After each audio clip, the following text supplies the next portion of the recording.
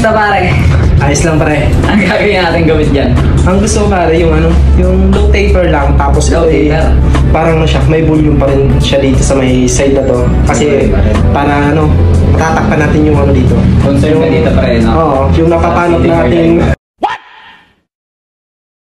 What the fuck? Papanot na eh. Pero salamat sa pagdayo. Oo, syempre naman, ikaw pa. Ayan. Shoutout nga pala, magaling nga palang barbero sa si Sam's the Barber. Yan, Follow follow sa naman. page niya. Tsaka ang gusto ko pa rin, naka-low taper. Tapos yung ano, yung parang bar spade ba, pero long back pa rin ang style mo. Oo, okay. Yung model ngayon. Oo, yung model.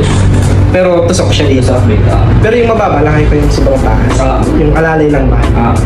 Tapos, para ma-maintain din. Tapos ito, yung lawit dito, huwag mong tatanggalin. Okay. Yung parang nakaganon.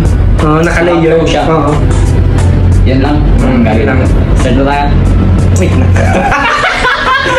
Okay. Tapos sa ibabaw pare, Sa ibabaw, ano ba? kaunti lang siguro kasi para matakpan natin yung ating Kasi hairline. kailangan natin itong matapang. Magbabase na lang ako sa natural flow ng buhok mo. Oo. Dito tayo babase sa puyo mo. Ayun.